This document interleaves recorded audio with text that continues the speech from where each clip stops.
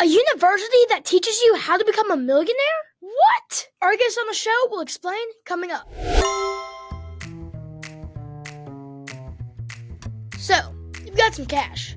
Maybe from allowance, or that money your grandma gave you for your 7th birthday. Here you go, sweetie. Woohoo! Thanks, Grandma! Whatever it is, what are you gonna do with it? Spend it, hide it away, or maybe invest it. Let's start learning how to make that money grow. Time to learn how to be a cash kid.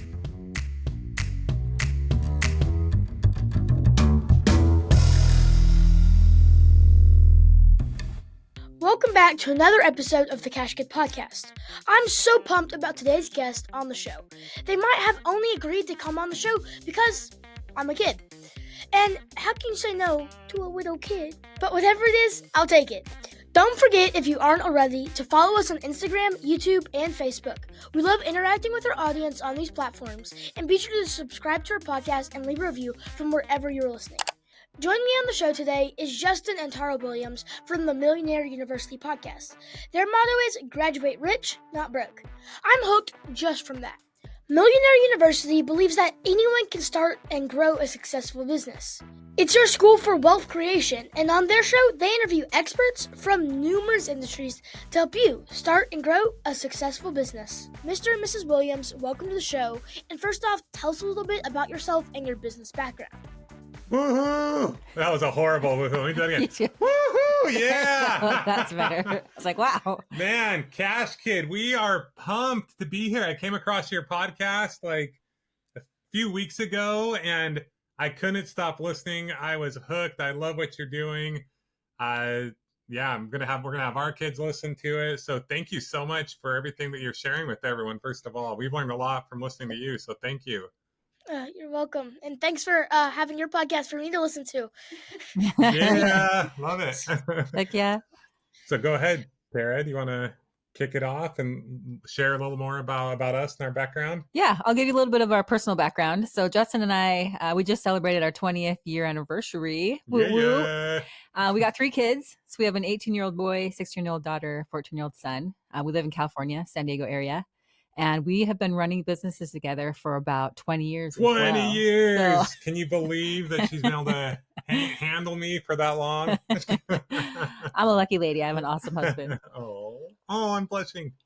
But yeah, we've had some ups and downs. And if you kind of want to share a little bit more of our business background. Yeah, so I've wanted to have a business my entire life, but I just didn't know a whole lot about business. But when I was young, your age, or even younger, I would go to Costco and buy candy and try to sell it. And this is a little, I'm not sure if you're supposed to do this, but my mom would buy the candy bars. When we were, you guys today, you just send out a text and we give you money for your fundraisers at school. But when I was younger, I would sell candy bars at grocery stores. And so my mom would buy the candy bars as if we were doing a fundraiser, and we'd go sell the candy bars. And we were doing all kinds of stuff. I would raise lovebirds and animals and hand feed them and sell them. So I was always just trying to figure out how I could make money, but I always want to have a business, but didn't really know a whole lot about business. But my parents were in lots of multi-level marketing things, and they never really made a lot of money in those. But I went to some events and some things that kind of got in my head. When I was in high school, I read a book called Rich Dad, Poor Dad. And that really helped me kind of change the way I thought about money and business. So I always knew I wanted to have a business. I always knew I wanted to invest. I always knew I wanted to create wealth and be able to do cool things in my life.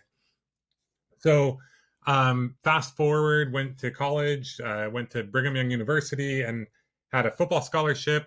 And that's where I met Tara. And so we met and we ended up getting married. And I told her, I hurt my shoulder and I knew I wasn't going to play football anymore. And I knew I wanted to start a business. And at the time I was selling satellite dish door to door.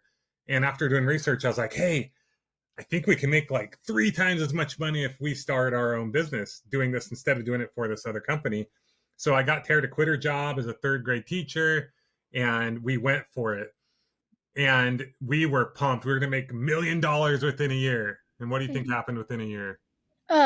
It didn't go as planned. It didn't go as planned. It did not go as planned. At first it was going pretty well. When I was just selling on my own, yeah, I was making more money because I was getting paid more. but there was a lot of inventory we had to get and stuff, but it was okay. But then we're like, hey, we're going to get an office and we're going to hire, take a partner and hire some managers to help recruit guys that can go sell in the summer. And I was running the numbers and it all looked amazing. So I was like, it's okay if we're spending money because we're going to make a ton of money this summer. But the managers didn't recruit. Our partner slept until 11:30 every day. The bills kept coming. The phone system was way more than we thought. And all this stuff kept happening. So the money kept going out, but not enough was coming in.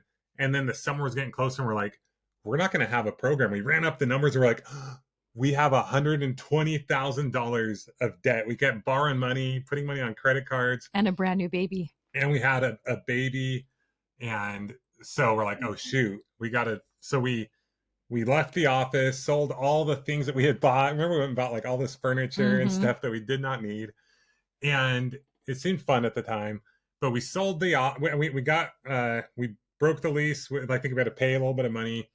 We moved to Bakersfield, California, where we lived in a small room with a bunch of other people, our brothers and people who were working for us, and our son slept in the closet. And I would go out every day in the 110-degree heat of Bakersfield and sell satellite dish and just worked so hard. And I was like, this is not what I envisioned being a business owner. No. So tell us more about Millionaire University and like why did the podcast start? Go ahead, Tara. Well, Millionaire University, so, a little bit more about our background is we bought and sold houses. And we educated people on how to sell houses. And we ran, we had multiple businesses. And then there came a point where we sold one of our businesses and we had some good investments and we had a lot of free time on our hands. And we traveled, we did all kinds of different things. And then we got bored. And we were like, what are we going to do? Retired. We had retired at a young age. We have all the things we want. We made all the money we want. We have more money that we're making passively each month than we spend. We did it. Yeah. We achieved it. So we went through those hard things and then we had financial success, but then we were bored. Like human beings, we need to progress. We have something inside of us that just wants to grow and we want to go and we want to do things. And so there came a point where we were kind of bored. And as you can tell, Justin is a natural born entrepreneur. Like he just loves it. I am not a natural born entrepreneur, but I'm a hard worker. And so I had to learn it on my own. And obviously with Justin's help and just with life experience. But I'm smart and I can do lots of different things and I have a good eye for things. And so he and I have been a good team, but he just has this passion in him to teach people about business. And we wanted to create something that our kids could listen to and that would really help them and that would help other people save on some of the mistakes that we made, to give them lots of information, education, really valuable episodes that give them a ton of ideas and tips so that they could also start a business and have more freedom, because it has created a great life for us. We've done lots of really cool things and it's caused us to grow a lot. And so Millionaire University is the resource we wanted when we started a business. So it's kind of like you've mentioned Cash Kid. I know you're a big believer in like education is important, but you also feel like it could be improved, right? Yeah, right. They don't teach a lot about money, how to make money, how to start a business. And so I was just so confused. And as our kids are getting older and getting ready to for that age where are they going to go to college? Are they going to start a career? What are they going to do? They want to start a business, but we're like, there needs to be a resource. Like, too bad college or school doesn't teach you more about starting a business. And so we're like, I kept complaining about it. And one day, like, we're bored, we're not doing a whole lot. And we're like, why don't we do that? That's what entrepreneurs do. That's what business owners do. They think they see a problem and they're like, well, I'm going to go solve that problem and come with a solution for it. So that's what Millionaire University is kind of the solution to that problem that we felt like was out there. So yeah, I totally agree. Our podcast is to help the solution of like not as much financial literacy in schools. We want to help give that to kids who really aren't given the chance to learn much. Like my entire 6th grade year this year, we had 5 minutes in the first section of our social studies class to do a stock market game while we're going through the Great Depression in our social studies. That was the one time that we had it, and it was for a 9-week period. It was the first 5 minutes, one time on Monday. Wow. So really we had 45 minutes of financial education the entire school year. And so it's really not enough, because by the time you get out and into the real world, you're going to have taxes and stuff, and no one's ever taught you how to do that. So It's Yeah, kind of the mission here. I love it. Amen. Yeah. So, tell us about some experiences you've had running your own business, the ups and downs, and all the failures that got you to where you are today. There's been lots How of them. long is this podcast? We've had many ups and downs, many successes, And many failures, yeah. and many failures. But that's what's amazing about running a business is, you go to school and you show up, like you said, and the teachers, and we're grateful for school, it teaches you habits, how to make A deadlines, lot how of to be great teachers out organized, there. how to be social. There's so many good things. And that's a really important phase of life, to learn those things. But then there comes a time where certain individuals decide they want to start their own business. And you don't have anybody who wakes up in the morning and says, get up, do this. This is how you make money today. Nobody's telling you that. So who has to tell you that? Just you. Self-motivated. You're your own boss. And so you go from people saying, turn this assignment in exactly this day to this time, and you're just doing what everybody tells you to do, to where all of a sudden you're your own boss. And it's epic that you're your own boss. And it's also really scary sometimes, because you're like, well, what do I do? How do I handle this? And so we've had to learn to be our own bosses, how to handle problems that come our way, because that's what business owners do. They solve problems every single day, and how to solve problems and also be able to make money and take care of our family. And so it's been a journey. I think it's kind of interesting if you look at college and the education system, people will spend thousands, tens of thousands of dollars to go to this place for 4 to 8 years to have someone else tell them what to do, where to go, and all these things. And it's like, if you can take that same thought process but apply it to business, because what happens with business is when things don't go perfectly, a lot of times people are like, oh, I failed, like, because I didn't make a ton of money right away. It didn't work out. But if you can have the thought process of, I'm doing things that I believe will lead me towards creating financial wealth and financial freedom. But if it doesn't go perfectly, then you look at it as, oh, I'm learning. This is an education. Then you won't look at it as a failure, because no one finishes college after 4 years, even though they didn't make money and they spent money and ended up in debt. And they're like, I failed, and they're like, no, like, I accomplished something. So I think if we can shift our mindset when we're starting a business and growing a business, and know that there are going to be struggles and failures along the way, but that's just a part of the process. Who was it who it took like 1,000 times to Benjamin Franklin. Anyway, Maybe you should go back to school. Yeah, maybe I should go back to school. To discover electricity. Anyway, but it wasn't like he failed. He was just figuring out ways that it didn't work, because then he would know the way that it did work. And that's really all like a business is you take action on things. And there's certain businesses you can start that are like service businesses that you can start making money tomorrow. And then there are other businesses like creating a platform like a podcast or a blog, or like creating an audience, that are going to take a lot longer. Like, you're not going to make money instantly, but you've got to look at it as more like, do you enjoy it? Are you learning? Are you growing? And then more for the long term, right? So I think there's just different ways to look at your business depending on what you're doing. But just know that struggles and failure are going to be a part of it, so that when those happen, we always tell our team, like, we get paid to solve problems. So when problems come, you literally should be like, yes, it's a problem, instead of, because if we get down and we're like, oh, this is so hard, then it's easy to quit and give up, and then you won't ever achieve your dreams. So. Yeah.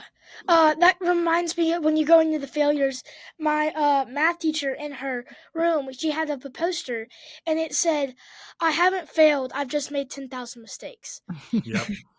Or learn 10,000 ways how to not do it, right? So right. Yeah. And to give you some, specifics of mistakes we've made, I mean, we've hired people and trusted them way too much. We didn't really pay attention to them or keep track of them. We were just like, okay, you do this, and we didn't want to hear about it. We've gotten really good at being more accountable with our people, keeping, stats, researching different things, making sure we're staying on top of managing people. We've gotten smarter at how we spend our money. What numbers are we getting back?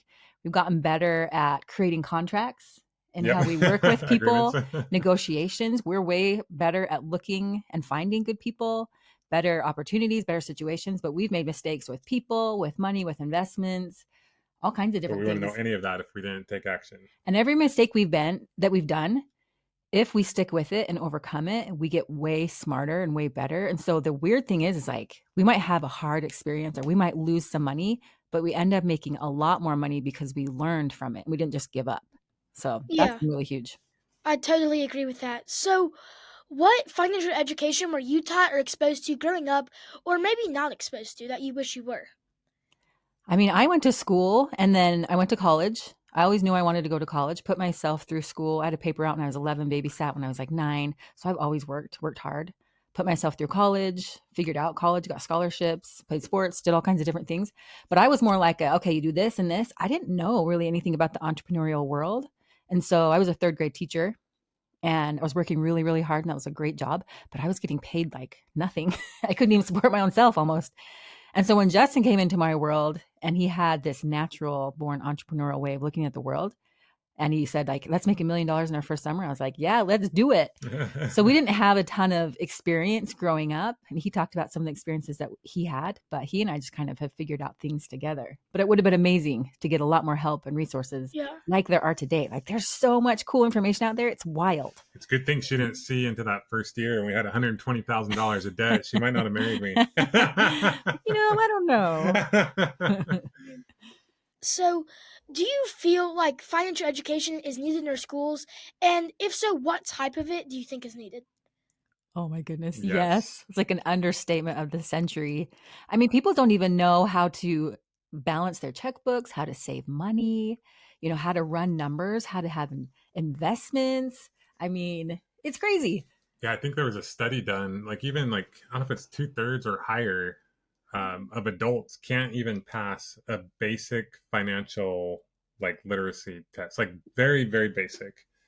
It's just something that isn't taught. And not only do I think it should be taught, I think it should be the main thing that is taught. It's like everything else is like around that. It's like maybe we learn a few minutes of, I don't want to pick any specific subject because then someone might get, upset. But I think financial literacy, I mean, I remember like pretty much being done, when I was done with college and leaving and just being like, I didn't really learn a whole lot. I want, like, my whole goal now, I need to go make money and take care of a family. And I don't know how to do that really, other than just go for it. But if I would have had the opportunity to start when I was younger and been investing and learned about money and be able to maybe even start a business like many years before, we would have avoided a lot of stress. And I think like marriages would be better, families would be happier. I just think it's so needed. The education system has stayed pretty similar. It's evolved a little bit for so long, for so many decades. And it just really needs a major overhaul, I think. Yeah, that reminds me of like funny thing that happened in school one time. So we were gonna go outside for recess, and it was raining, so we had to do indoor recess. And all my friends, they were off playing board games, and they were like playing with the deck of cards. And I go up to my teacher and I ask, "Can I check my stocks?" And she goes, "I have never taught anything about stocks. I've never had a kid ask me about stocks." She texted my mom about what had happened because she was just amazed that like I had learned that. And so I thought that was just really a funny like story that had happened in school, like just how surprised the teacher was that I even knew about it, because she may not have even known about it. Cash Kid, I got a question for you. Is that allowed? Yeah. I know this is your interview, so I don't know if I can flip the script, but For sure. I was talking to my daughter yesterday. She's 14. And she's been babysitting. She's 16. Oh, she's 16. That would be our son. our son's 14. She used to be 14. Okay, I feel like she's still my little girl. Oh. She's 16. Okay, she's growing up. She's 16. And she's babysat in the past, but now she's got like a more regular babysitting job where she'll be babysitting 2 to 3 times a week. She's getting paid a little more money. So she's very interested in investing. And I haven't done a ton of stock investing. We've done more like in real estate and stuff like that. But I was telling her, I was like, you should probably just put a bunch of money like in stocks. But she was also asking like, well, how much money can I make if I put in stocks? Like, what would your advice be to a kid, whether it's like anyone from the age of 10 to 18 or whatever, who's making money? Like, what percentage would they put in? Like, how much money do you think they can make from that? Like, what would you tell her, like, where to put that Okay. So so when you said 10 to 18, I bought my first stock at 10. Awesome. I got my brother, so we invested in an app called Greenlight that allows kids to have like their own debit card and stuff. And so my brother, I like taught him about it when he was 8. I just told him like a couple of stocks, and so he invested when he was like 8 or 9. And so I kind of feel like at the beginning you're interested in stocks. I go for big like blue chip companies, like not anything risky, nothing below $5. Like, so I remember my first stock was Amazon, then I moved on to Apple, Google, OnCloud. Then right now I have a love-hate relationship with Tesla. Elon Musk. That's kind of been like my up down moment. We recently got a Tesla, so we're supporting. We're trying to help you. We're trying to help you out. Let's see. But like if your stocks are ever down, don't feel the need to sell. You, as long as you know that it's a good company, like keep that invested in it because you know that it's going to end up rebounding. But also, if it is just losing you a ton of money and like there's news about it that's bad, you don't need to be afraid to take a loss. I've sold a loss, but always try to get like a profit to offset it, or at least not make the loss as bad. The stock market normally compounds around like 8% each year, and then of course you have recessions every 8 to 12 years. So, I mean, I did a report in school, and if you investing earlier, 10 years earlier than the normal age, you can make just in a 20 to 30 year span an extra $134,000. Wow. Just by investing 100 every month into the S&P. And so that study was like shown. I checked the research too, and it's really proven. So say I started at 10 years and then the next person started at 20 years old. The 10-year-old person would make $134,000 more than the 20-year-old. Wow. In just a 30-year span. He invested for 30 years, the 20-year-old invested for 20, but he makes that much more. The 20-year-old makes like 74,000-ish if it compounds at like 8% each year.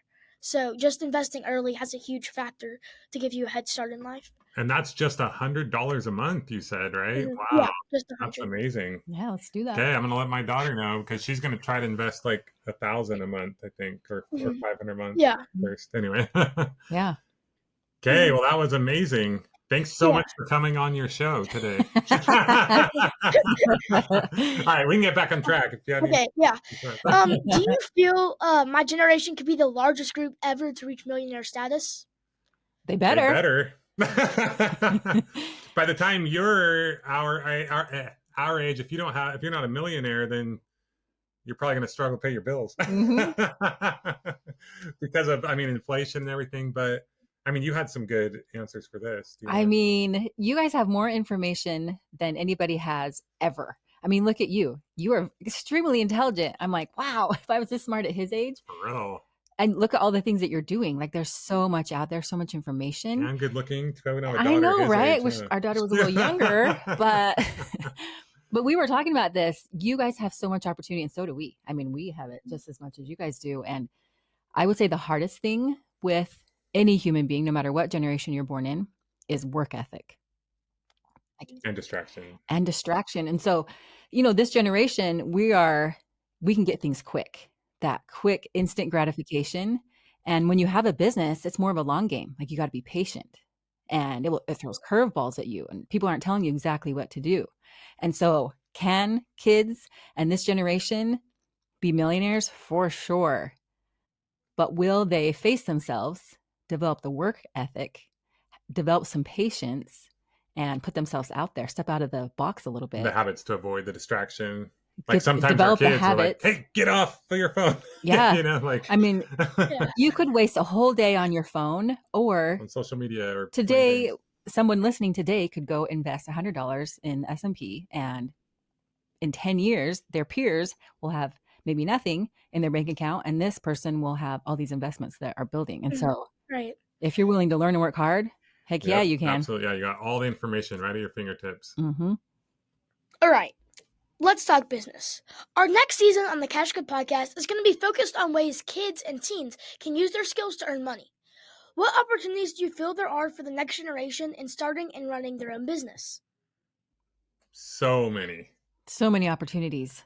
And here's the thing. So our kids right now, we're having them all get jobs, just regular jobs, because it's easy to talk about having an idea, but to actually get out there and do it and do the hard work to sell something can be challenging. And sometimes kids don't have the work ethic. Like they've never had a job. And for some people that works. They're just going to go after it. And that totally works fine. But if you've never had a job and starting a business seems really overwhelming, go work at Chick-fil-A or get a paper route, go do some babysitting, develop a little bit of work ethic, and then build off of that, because the opportunities are there. But whether or not you take them and do something with them is up to you, really. Yeah, but as far as opportunities, like we always say, there's a million ways to make $1 million. It's just a matter of picking one and kind of going down that path and then learning as you go and then adapting. It's all about taking action, because you never know what one thing is going to lead to. Like you're never going to end up doing the exact thing that you thought you were starting out to do. But I mean, there are so many like service-based businesses, whether it's like mowing lawns or doing yard work, cleaning out gutters. Maybe not if you're too young, you don't want to fall, but washing cars, walking dogs, pet sitting. Yeah, cleaning up dog poop. Or I used to shovel like horse manure when I was younger. And then you have like the online, like if you can learn anything about digital marketing, those are all huge skills and assets. We're always telling our kids, learn skills, whether you're learning skills or things that you're really good at and passionate about, you can always turn those things into a business. Our 18-year-old son, he's learned how to fix iPhones. So he will get people's iPhones, he'll fix them, and he can make $100 an hour doing that. Now his goal is just to market enough to where he gets a bunch of people, and then he can hire other people and pay them $20 an hour to help him. And then he's essentially making, maybe not quite $80 an hour on every hour they work, because he has marketing costs and stuff like that. But he could then be making $30 an hour for every hour that other people are working for him. So at first it's all about making money, whether it's a job or doing a service-based business on your own. And then the goal is to use leverage, which is either other people, which is money or other people, so that you can scale and grow, and so that you can make more money than a normal person would be able to make on their own, just working by themselves. So I know I kind of threw a lot out there. Or another leverage point is if you have like a media platform, like a podcast or something like that, you can grow an audience, and then you can either sell sponsorships or courses or programs or things like that. So lots of opportunity. All right. How are you teaching your own children about running a business and their potential to be entrepreneurs themselves? I mean, some of the things that we're doing are very basic, because running a business is, you have to have habits. You got to go to bed at a good time. You can't be addicted to your phone. That's a hard one with our kids. We're like, get off your phone and focus, distraction. That's a really big one. Can you stay organized? Can you have a deadline and follow it? So a lot of the things that we work with our kids are, okay, you have this awesome idea. Like you want to get this 3D printer and you want to print really cool things. Our 14-year-old was just barely talking about this before we left. And it's like, okay, do you know how to communicate and talk to people? And so those habits are really, really huge of, do I believe in myself? Can I do what I say I'm going to do? Not just talk about the idea, but actually do the hard work. And then can I follow up and have accountability? And can I hold my own self accountable? We do a lot of that. We are constantly talking to our kids about money and entrepreneurship. Anytime we go on a trip, like a plane or somewhere, they have to do, instead of just playing games, they have to spend half of the time listening to podcasts or business books or self-development. And then they can spend the other half of the time like watching a movie or playing on the games or stuff like that. And I think just getting that stuff in their head, talking to them all the time about it. We do a lot of just kind of general life coaching too, because it takes some confidence. You have to have some confidence to hop on this podcast and be the cash kid. I mean, and then you're learning. And so we talk to our kids a lot about, have a voice. When you're in a room, look at people in the eye and say hello. Do you feel comfortable being around other people? Can you stand on your own? There's a lot of mental health that we talk about too, so that they feel strong and confident and have those habits. So they're like, okay, I can do this. Let's go. So we do a lot of that as well. I mentioned this already, but the more skills you have, the more likely you are to the more successful you're going to be at starting a business. Like our son, another thing he's starting to learn is how to code. Now, I don't know in 10 years, like what he's learning right now with AI may be obsolete, but as he learns how to code, he's going to learn some basic things that he can then go out and get paid to do that for other people, or he can do it in his own business. Or what I keep telling him, he's like, oh, what if AI? I'm like, then learn how to use AI to code, like keep learning, stay on the cutting edge of what's going on. And you just keep growing and adjusting and pivoting. And if anything else, like Tara mentioned, he's learning how to be focused and how to learn a skill and how to apply that skill. And then he can learn other skills from that skill, like apps that he wants to create and different cool things that he wants to do. Sometimes just getting your brain going on all the different ideas and then taking action on those. That's a skill in and of itself. Mm-hmm. So. And sometimes too, it's really good for kids to like play a sport where you like develop this grit. Like when I was 14 years old, I started running on my own. Nobody told me to do it. I just wanted to be able to run. So I'd run like a quarter of a mile and I'd stop. And then I'd be able to do a half a mile. And over a whole summer, I was able to run 2 miles by myself. And that created so much mental strength in me because it was so hard. I was overweight. My body wasn't healthy, but I really enjoyed sports. And that made me so strong. And then when I was able to do that, I was like, well, maybe I could do this. Maybe I could get myself into college. And I did. And then when Justin came and was like, hey, we could do this business, I felt pretty strong. And I was like, I could do this too. And I'd had jobs over the years. I'd done a paper out when I was young. And so it's just starting kind of where you're at and pushing yourself outside your comfort zone and going, what job is a little uncomfortable for me, but one I could do, and then just keep building from there. Keep replacing what you're doing with something even better that fits where you want to go.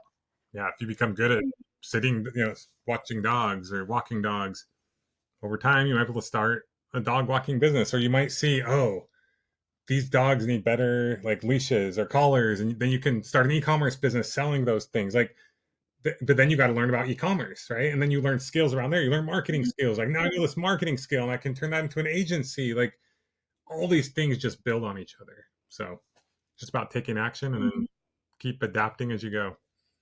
Yeah, well said. So, your episodes are so jam-packed with information. What are our future plans for the show? To take over the world. Just kidding. Don't listen to her. I'm just kidding. No. I'm just kidding. Go ahead. Well, the first year, the goal was really to focus on the podcast and grow the podcast. We were also traveling the world. So it's so cool because we're in these other countries and then we're also growing this podcast. And so that's been the goal of the first year. And then the second year is to monetize the podcast, to be able to, for every dollar we spend, get 50 cents back, and then $1 and then $2. And so the goal currently is to make money on what we're spending to grow the podcast. And then what's after that? So we want to keep growing the podcast. We want to keep growing other platforms like social media, our email list, our website, like get better content, more content on our website. And then we want to launch a program, which will probably happen next year. And then eventually, like kind of like the end goal, or there's never the end, but one of the main goals is this probably won't be several years down the road, but we would love to have like an actual physical campus called Millionaire University, where amazing people come just like you would to college, but instead of just learning more about history or science or different things, you're there to grow a business, to invest money. Like that's the main thing that you learn about. And the whole concept is you graduate rich, not broke. Like you graduate where you're financially free, you're well off, you've made good money, you're making good money, and you could take those skills and throughout your life. So to close out, is there anything that we haven't asked you that you would like to share with our audience?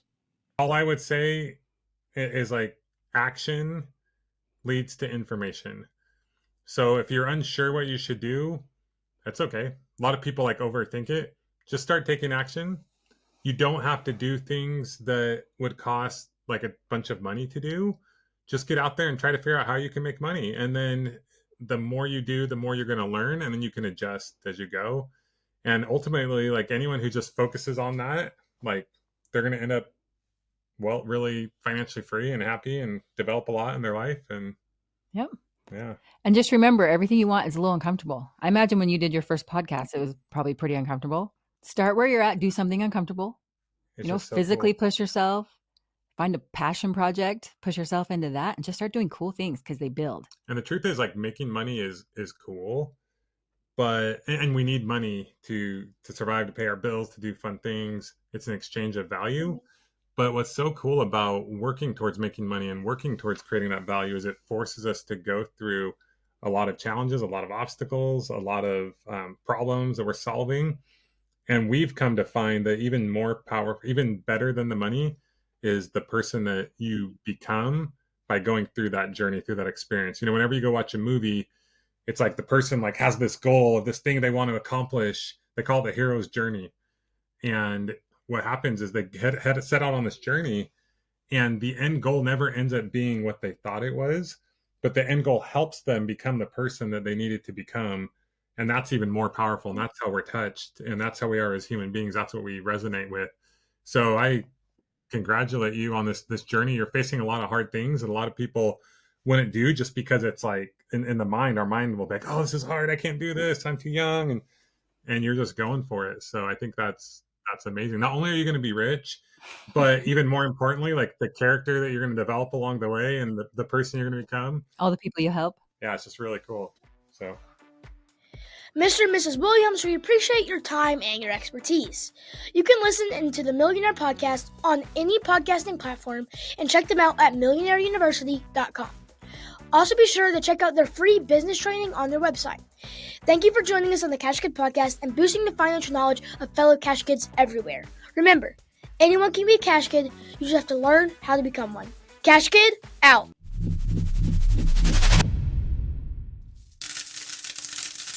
The information presented represents the views and opinions of the guest. This podcast does not intend to provide personal investment advice. This content has been made for informational and educational purposes only. To make a full and informed investment decision, we advise you to speak with a financial advisor. And for kids, definitely your parents first before investing.